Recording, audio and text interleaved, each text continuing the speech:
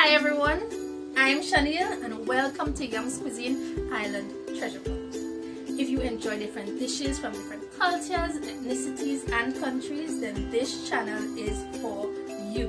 What I would like for you to do is please hit the subscribe button and please hit the notification bell so that you'll be the very first to see each and every time I am uploading. Today we are going to be making curry stew crab and dumpling, a traditional dish here on the island of Tobago. So we're just gonna go outside to get it prepared for the cleaning and cleansing of the crab. So come on, let's go. So let's jump right into this video. You want to take off the head of the crab along with the flap at the bottom, and it's simple as that. The crab is dead. Well, not quite as yet dead. These little guys are so strong. People, listen, I'm afraid of crabs, so my cousin is helping me today. So we are going to give one more demonstration. You want to take off the flap at the bottom. This is the flap right here, and as you can see, these crabs are really feisty. They're hungry. Yeah. And you want to take off the head, holding the claws firmly, because if those claws escape, oh my, you're gonna be crying. So let's get cleaning. You want to crack the center of the crab using your hands or kitchen shears to separate the crab into two pieces. I've already taken off the toes from these. So let me demonstrate again. I'm cutting down the center with the kitchen shears. And you want to take these furry fluffy stuff off of the crab. These aren't wanted. Along with the crab blood, you want to take that out so that it will be easier when time to scrub. You want to cut the claws. You can use a knife or your shears. Let me demonstrate again. You want to take out the blood and get rid of all the unwanted fur from the crab. Then you want to cut the claw.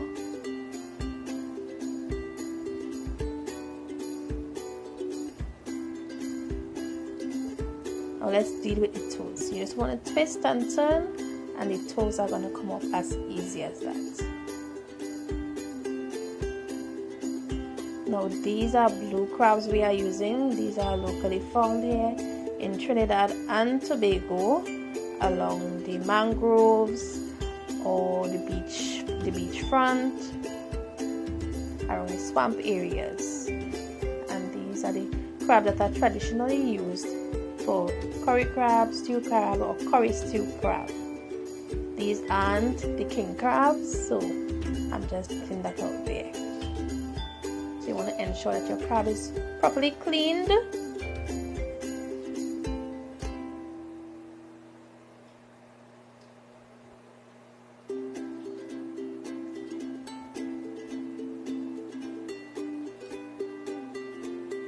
And now we are going to move on to the next step. Guys, look at that. These crabs are still alive, so you want to be extra careful. So now we're going to cleanse. You want to scrub in the meat, getting out all the blood from in there. And you want to scrub the skin of the crab to get all the dirt and the grime off of it. You don't want to be eating dirty crab. No, that's not nice. And now we have a saying that crab don't dead until they enter the pot. So when you're scrubbing or when you're cleaning or doing whatever with the crab, you want to be extra careful, because you don't want those gundies to be clipping you. Gundies or claws, we call them gundies as well. You don't want them to be clipping you because you're going to be in pain. You always want to be careful when in the kitchen. You want to scrub this crab thoroughly. No dirt or grime. You see, look at this dirt. You want to scrub all of that out. And I'm just using plain water here. I'm scrubbing the crab as clean as I can using my scrubbing brush. You can use a toothbrush if you choose to. Any brush that could get, once the dirt is off, you feel comfortable using whichever method you can to get it off. I'm getting all that blood out of the meat. Your crab must be clean, especially if you're sharing with friends, because it's a shell food and it can be really poisonous and you don't want to. Well, let me poisonous in the sense that it's easy to get food poisoning from shell food. So you want to be careful how you prepare and preserve it.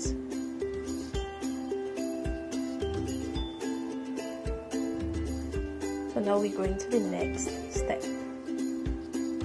So now for the gundis that couldn't have been cut with the shears, you want to use a knife and just crack it so that all the juices can soak through that when it's cooking. And for everyone wondering who's my crab supplier, because these crabs are huge, and trust me, I think that has come flavored because I don't know, somehow these crabs always turn out good. So his name is Ricardo. I'll list his number in the description box below. You can give him a call if you want frozen crab or fresh crab. He has it all.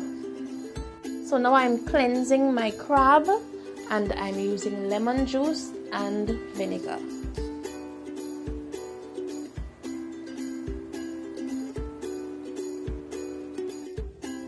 So here in this bowl I have my crabs and they are soaking in lemon water and vinegar. I'm just going to let this sit here for approximately 10 to 15 minutes and then we're going to get seasoning. So I have here my seasonings that I will be grinding to create my green seasoning for the crab. So we have here celery, pimento, big leaf thyme, fine thyme, chive, shadow benny, onions, garlic and ginger. So I'm just going to grind those up and we're going to get that green seasoning created. So I'll be right back. So let's start seasoning. My green seasoning is ready, guys, and look at how vibrant and fresh this seasoning is. Just getting everything in there. And now I'm gonna add my little me pepper sauce. Guys, if you are watching me, you know I love this pepper sauce. And if you don't like pepper, please omit it. I'm gonna add my Angostura bitters, a next favorite of mine in the kitchen. My perfect seasoning, Goya brand. My all-purpose seasoning, Goya brand also.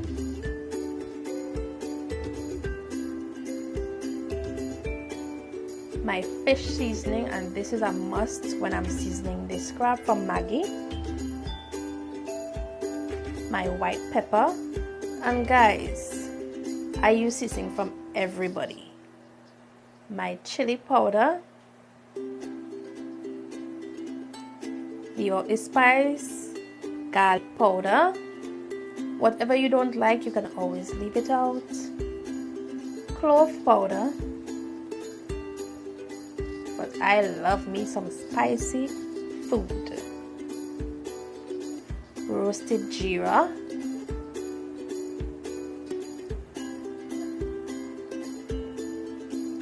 black pepper, and guys, I'm using no measurement here for this recipe. Cayenne pepper, because sometimes my ancestors speak to me and I listen. Ginger powder,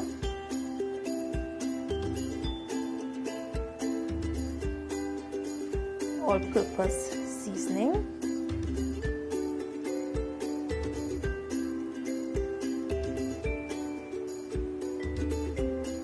salt to taste,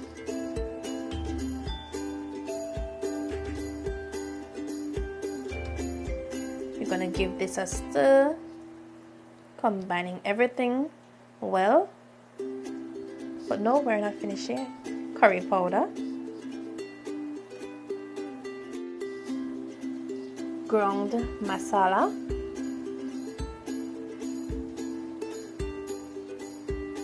and then we're gonna mix that all up.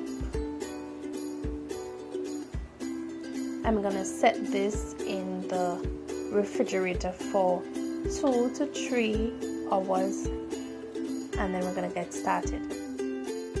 So let's get started with our coconut, and I'm cracking it at the eyes. It's easier to crack there, and I'm using my cleaver, back, not the blade. and you want to be very careful while doing this. You don't want to harm yourself. Now to remove the nut from the shell, I'm using a knife, and I'm keeping the knife very close as possible to the shell to get the coconut out.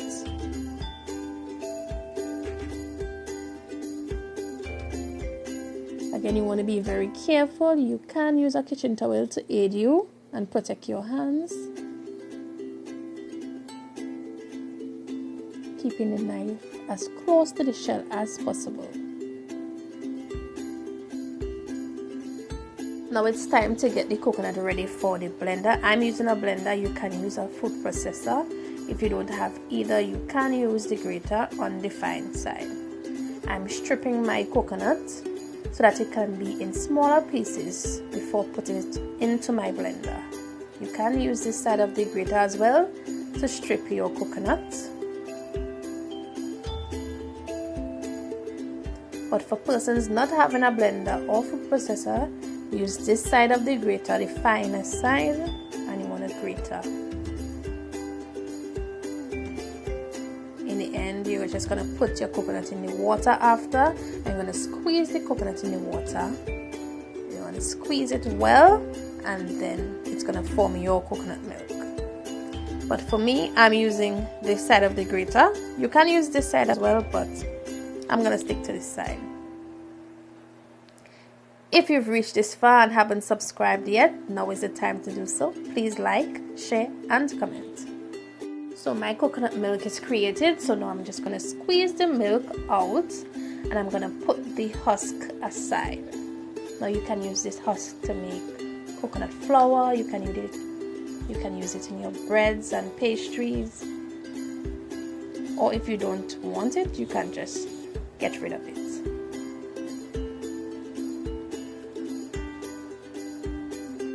So I have here my hot pot, and to this I'm adding my vegetable oil along with 4 cloves of garlic, which I'm gonna let chunky. And chunky simply means to let them get darker in color, burn, some may say.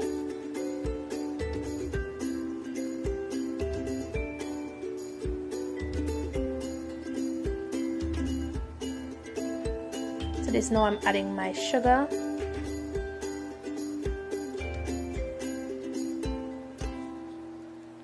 and I'm just gonna spread my sugar out so that it will be easier for the sugar to melt in the pot, so that the caramelization process can begin sooner. So as we can see here, the sugar has started melting, so we're just gonna combine that. We're going to stir at this point. We're stirring until we see a blonde froth or froth, however you pronounce it. And as you can see, that blonde froth or froth is coming in, and that's what you're looking for at this point. When the froth is at its best but blonde still, we're going to add our curry now. So we're adding our curry powder at this stage, and you want to combine the curry powder with the sugar so that your curry can burn properly. You don't want to be running to the toilet when you're done. So ensure that the curry is burned properly, and you don't want it too dark because then it's going to be bitter. So I'm adding my crab here.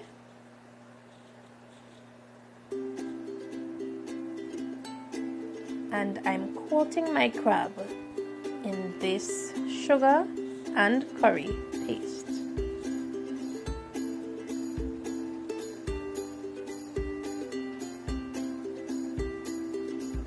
I'm going to let it steam on its own for 3 to 5 minutes, and then I'm going to come back adding the seasoning that remained from the crab. So I'm adding now the seasoning that remained from the crab to the pot, and I'm gonna just mix that in together with everything else that's already in here.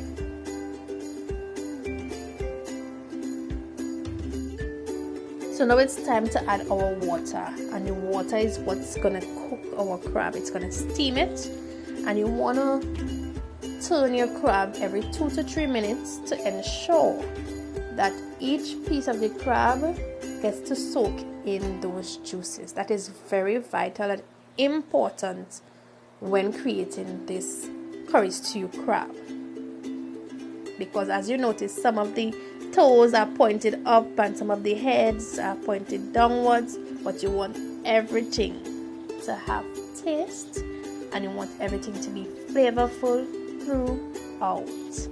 So that is very important. You want to coat it from time to time, every 2 to 3 minutes, doing regular checks. So now, as you can see here, the sauce has thickened up, and this is an indication that it's ready for the coconut milk. So I'm adding my coconut milk now to this, and guys, this coconut milk is gonna add so much flavor. You cannot do this crab without the coconut milk, and the freshly squeezed coconut milk, oh my god guys, this is the most flavorful. If you don't have it, however, you can create it with the powdered coconut, or the coconut milk that was pre-made. Same taste. Now I'm gonna add all my spices. I have the bay leaf, pimento, allspice, black pepper. I have my scorpion pepper. I have some sweet pepper there as well, and celery and shadow benny, but I'm gonna hold on the celery and shadow benny for later down in the video. So add all of those, and yes guys, we are layering the flavors, because we want the best tasting curry stew crab that you will ever have. Okay, so we are at our end, and we are adding our salt, butter, complete seasoning, our shadow benny and celery, and you want to combine that, and after 5 minutes you take off the stove and you serve. Time to eat. So I'm back, and this is our result for our crab and dumpling. Not curry crab, curry stew crab. So now let's dig in. Let me see what this tastes like. And now you know you must sample the sauce. Come in and get a close up. You must sample.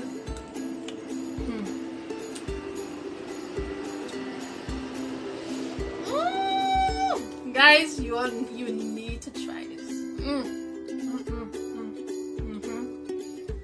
This is what crab and dumpling should be like.